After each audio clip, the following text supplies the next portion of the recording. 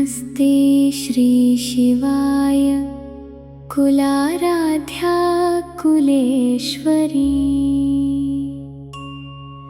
कुलसंरक्षणे माता कौलिक ज्ञान प्रकाशिनी।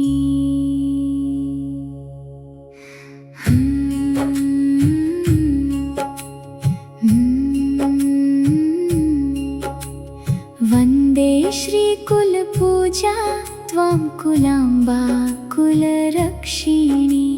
वेदमाता जगन्माता लोकमाता हितैषिणी। आदिशक्ति समुद्भूता त्वया हि कुलस्वामिनी। विश्ववन्द्या महाघोरां त्राहि मां शरणागत। त्रैलोक्यहृदयं शोभे देवी त्वं परमेश्वरी। भक्तानुग्रहकारिणी कुलदेवी नमोस्तुते। महादेव प्रियङ्करी बालानां हितकारिणी। कुलवृद्धिकरी माता त्राहि मां शरणागतम्।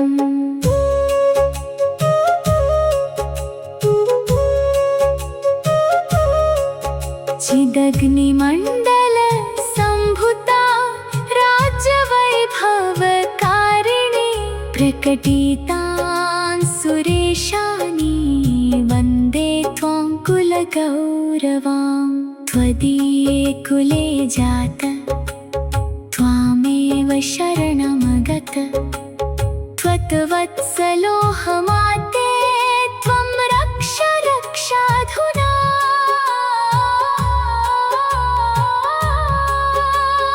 पुत्रं देहि धनं देहि साम्राज्यं प्रदेहि मे। सर्वदास्माकं कुले भूयात् मङ्गलानुशासनम्।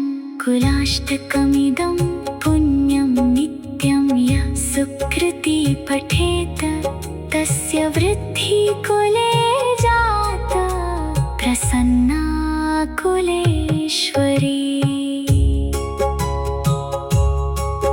कुलदेवी स्तोत्रमिदं सुपुण्यं ललितं तथा अर्पयामि भवद्भक्त्या। त्राहि मां शिवगेहिनी। नमस्ते श्री शिवाय कुलाराध्या कुलेश्वरी। कुलसंरक्षणे माता कौलिक ज्ञान प्रकाशिनी।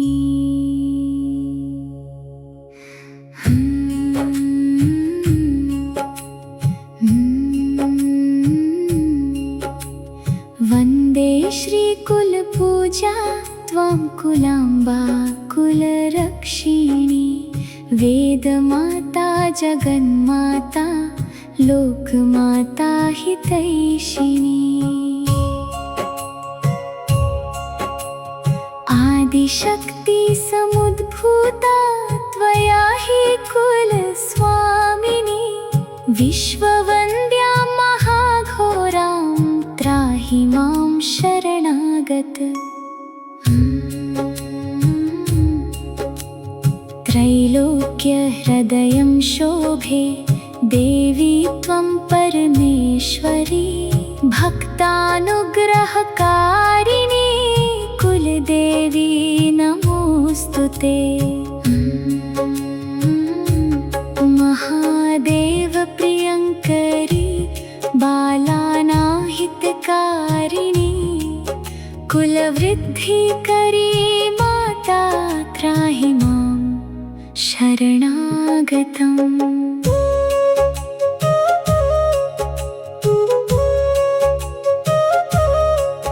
चिदग्निमण्डल सम्भुता राज्यवैभवकारिणी।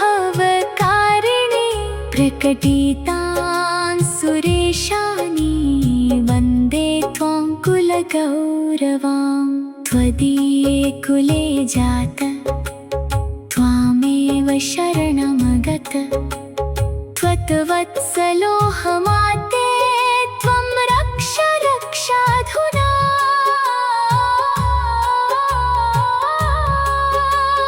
पुत्रं देहि धनं देहि साम्राज्यं प्रदेहि मे सर्वदास्माकं कुले भूयात् मङ्गलानुशासनम् कुलाष्टकमिदं पुण्यं नित्यं यः सुकृती पठेत तस्य वृद्धिः कुले जाता प्रसन्ना कुलेश्वरी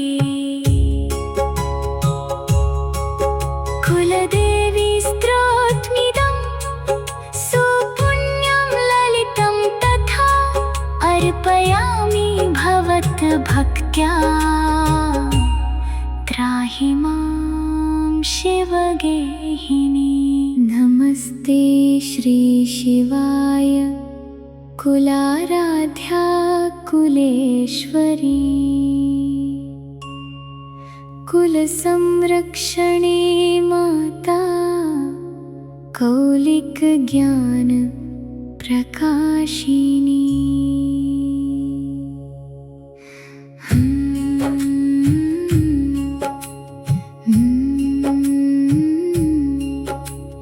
वन्दे श्रीकुलपूजा त्वां कुलाम्बा कुलरक्षिणी वेदमाता जगन्माता लोकमाता हितैषिणी। आदिशक्ति समुद्भूता त्वया हि कुलस्वामिनी विश्ववन्द्या महाघोरां त्राहि मां शरणागत। त्रैलोक्यहृदयं शोभे देवी त्वं परमेश्वरी भक्तानुग्रहकारिणी कुलदेवी नमोऽस्तुते। महादेव प्रियङ्करी बालानाहितकारिणी कुलवृद्धिकरी माता त्राहि मां शरणागतम्।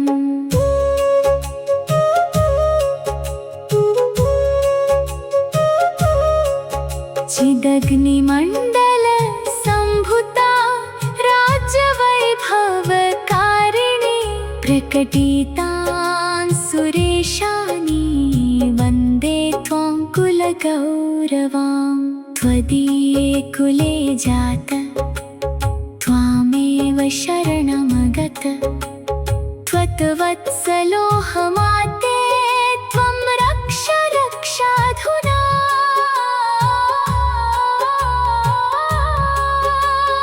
पुत्रं देहि धनं देहि साम्राज्यं प्रदेहि मे सर्वदास्माकं कुले भूयात् मङ्गलानुशासनम् कुलाष्टकमिदं पुण्यं नित्यं यः सुकृती पठेत तस्य वृद्धिः कुले जाता प्रसन्ना कुलेश्वरी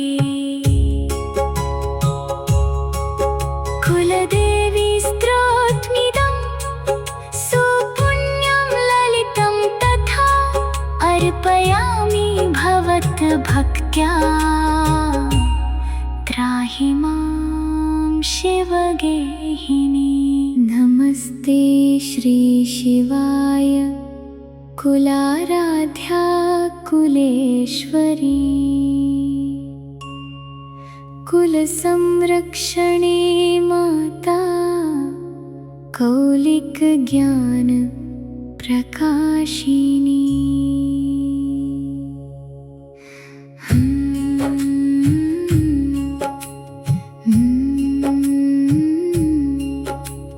वन्दे श्रीकुलपूजा त्वं कुलाम्बा कुलरक्षिणी वेदमाता जगन्माता लोकमाता हितैषिणी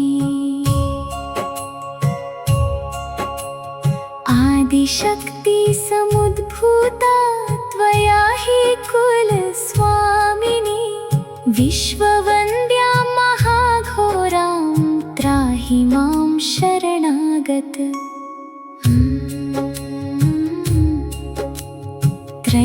त्रैलोक्यहृदयं शोभे देवी त्वं परमेश्वरी भक्तानुग्रहकारिणी कुलदेवी नमोस्तुते महादेव प्रियङ्करी बालानाहितकारिणी कुलवृद्धिकरी माता त्राहि मां शरणागतम्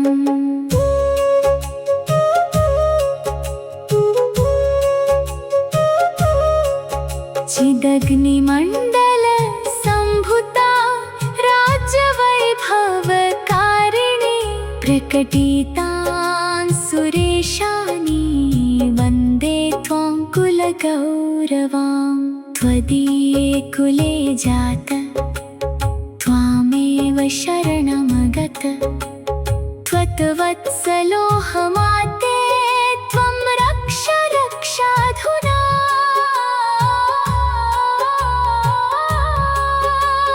पुत्रं देहि धनं देहि साम्राज्यं प्रदेहि मे सर्वदास्माकं कुले भूयात् मङ्गलानुशासनम् कुलाष्टकमिदं पुण्यं नित्यं यः सुकृती पठेत तस्य वृद्धिः कुले जाता प्रसन्ना कुलेश्वरी कुलदेवी स्तोत्रमिदं सुपुण्यं ललितं तथा अर्पयामि भवद्भक्त्या त्राहि मां शिवगेहिनी नमस्ते श्री शिवाय कुलाराध्या कुलेश्वरी कुलसंरक्षणे माता कौलिकज्ञान प्रकाशिनी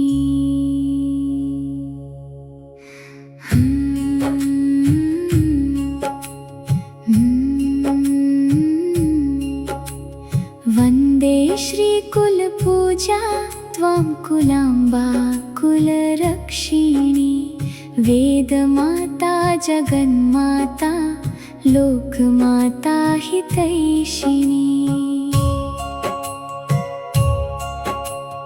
आदिशक्ति समुद्भूता त्वया हि कुलस्वामिनी विश्ववन्द्या महाघोरां त्राहि मां शरणागत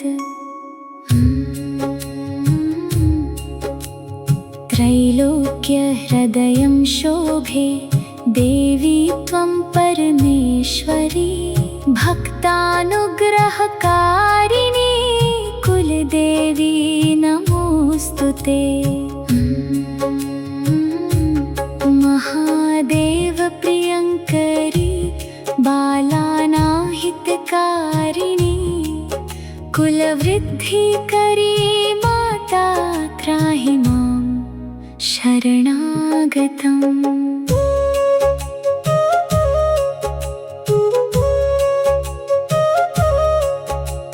चिदग्निमण्डल सम्भुता राज्यवैभवकारिणी प्रकटितां सुरेशानी वन्दे त्वां कुलगौरवां त्वदीये कुले जात त्वामेव शरणमगत त्वत्वत्सलोहमाते त्वं रक्ष रक्षाधुना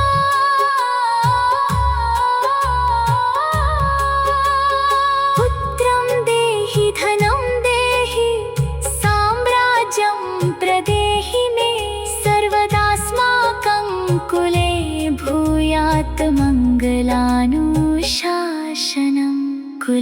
कुलाष्टकमिदं पुण्यं नित्यं यः सुकृति पठेत तस्य वृद्धिः कुले जाता प्रसन्ना कुलेश्वरी। कुलदेवी स्तोत्रमिदं सुपुण्यं ललितं तथा अर्पयामि भवद्भक्त्या त्राहि मां शिवगेहिनी। नमस्ते श्री शिवाय कुलाराध्या कुलेश्वरी। कुलसंरक्षणे माता कौलिक ज्ञान प्रकाशिनी।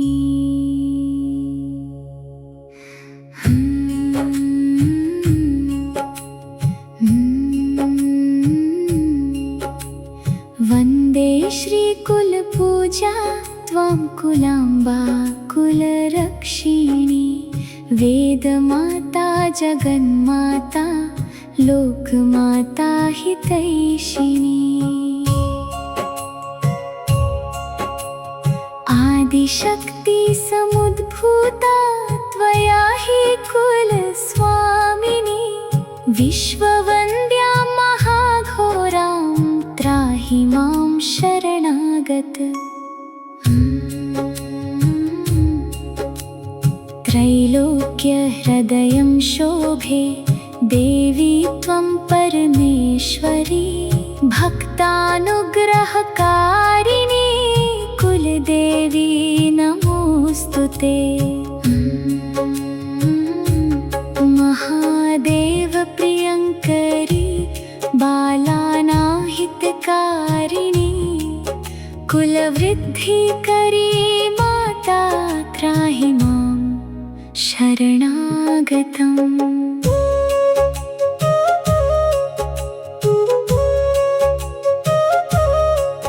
चिदग्निमण्डल सम्भुता राज्यवैभवकारिणी। प्रकटितां सुरेशानी वन्दे त्वां कुलगौरवां। त्वदीये कुले जात त्वामेव शरणमगत। त्वत्वत्सलोहमाते त्वं रक्ष रक्षाधुना।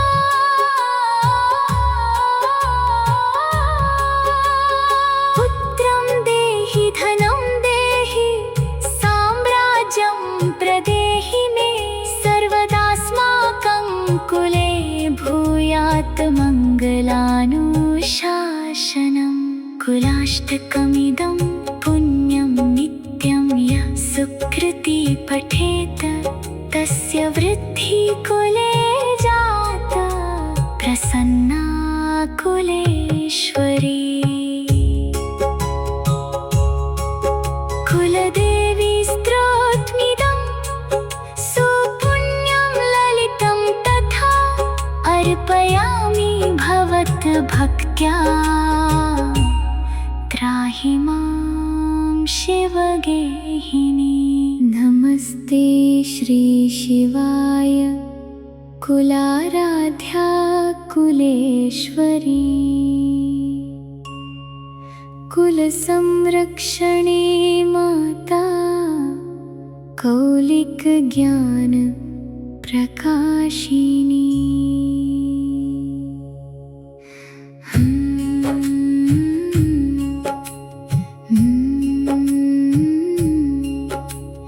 वन्दे श्रीकुलपूजा त्वां कुलाम्बा कुलरक्षिणी।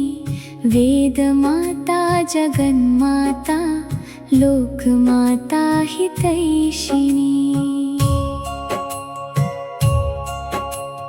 आदिशक्ति समुद्भूता त्वया हि कुलस्वामिनी। विश्ववन्द्या महाघोरां त्राहि मां शरणागत। त्रैलोक्यहृदयं शोभे देवी त्वं परमेश्वरी। भक्तानुग्रहकारिणी कुलदेवी नमोऽस्तुते।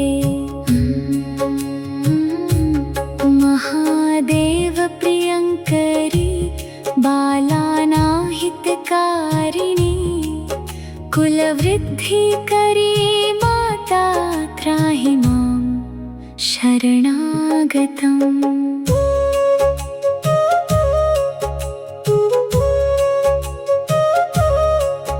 चिदग्निमण्डल सम्भुता राज्यवैभवकारिणी प्रकटितान् सुरेशानि वन्दे त्वां कुलगौरवाम्।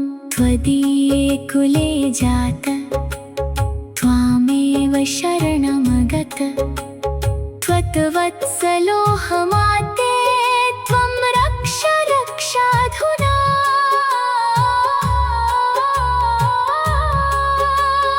पुत्रं देहि धनं देहि साम्राज्यं प्रदेहि मे सर्वदास्माकं कुले भूयात् मङ्गलानुशासनम्। कुलाष्टकमिदं पुण्यं नित्यं यः सुकृती पठेत तस्य वृद्धिः कुले जाता प्रसन्ना कुलेश्वरी।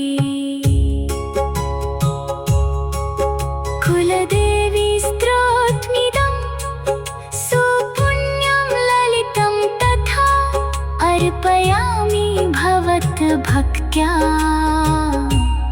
त्राहि मां शिवगेहिनी। नमस्ते श्री शिवाय कुलाराध्या कुलेश्वरी। कुलसंरक्षणे माता कौलिकज्ञान प्रकाशिनी।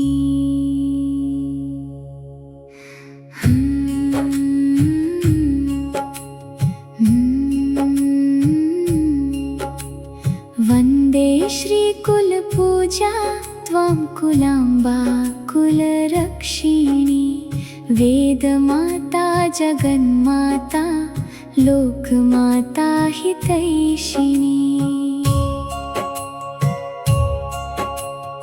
आदिशक्ति समुद्भूता त्वया हि कुलस्वामिनी। विश्ववन्द्या महाघोरां त्राहि मां शरणागत। त्रैलोक्यहृदयं शोभे देवी त्वं परमेश्वरी। भक्तानुग्रहकारिणी कुलदेवी नमोऽस्तुते। महादेव प्रियङ्करी बालानाहितकारिणी कुलवृद्धिकरी माता त्राहि मां शरणागतम्।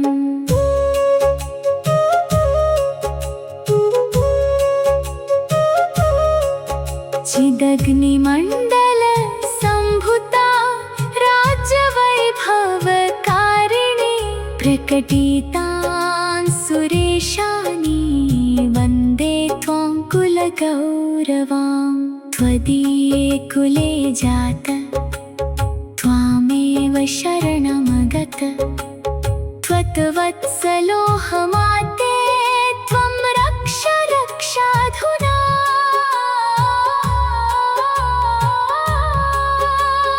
पुत्रं देहि धनं देहि साम्राज्यं प्रदेहि मे सर्वदास्माकं कुले भूयात् मङ्गलानुशासनम्। कुलाष्टकमिदं पुण्यं नित्यं यः सुकृती पठेत तस्य वृद्धिः कुले जाता प्रसन्ना कुलेश्वरी। कुलदेवी स्तोत्रमिदं सुपुण्यं ललितं तथा अर्पयामि भवद्भक्त्या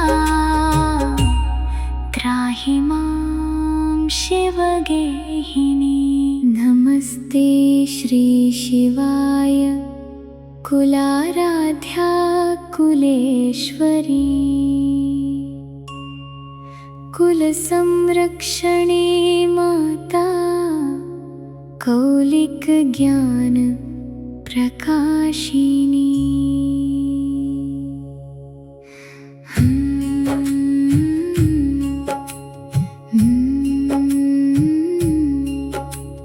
वन्दे श्रीकुलपूजा त्वां कुलाम्बा कुलरक्षिणी वेदमाता जगन्माता लोकमाता हितैषिणी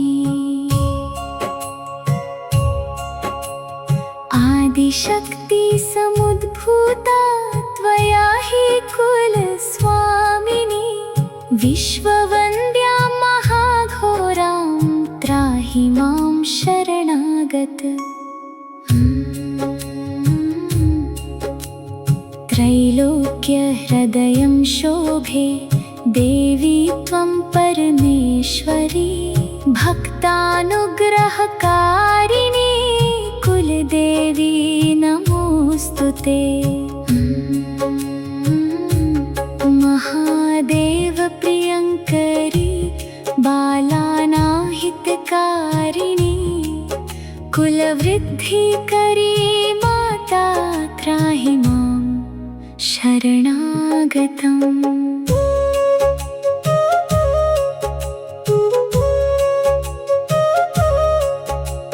चिदग्निमण्डल सम्भुता राज्यवैभवकारिणी प्रकटितां सुरेशानी वन्दे त्वां कुलगौरवां त्वदीये कुले जात त्वामेव शरणमगत त्वत्वत्सलोहमाते त्वं रक्ष रक्षाधुना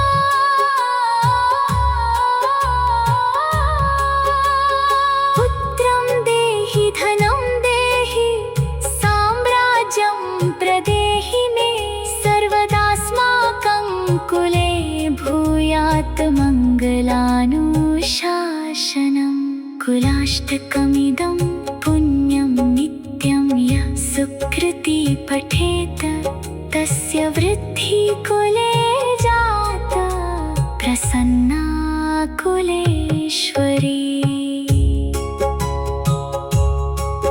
कुलदेवी स्तोत्रमिदं सुपुण्यं ललितं तथा अर्पयामि भवद्भक्त्या त्राहि मां शिवगेहिनी।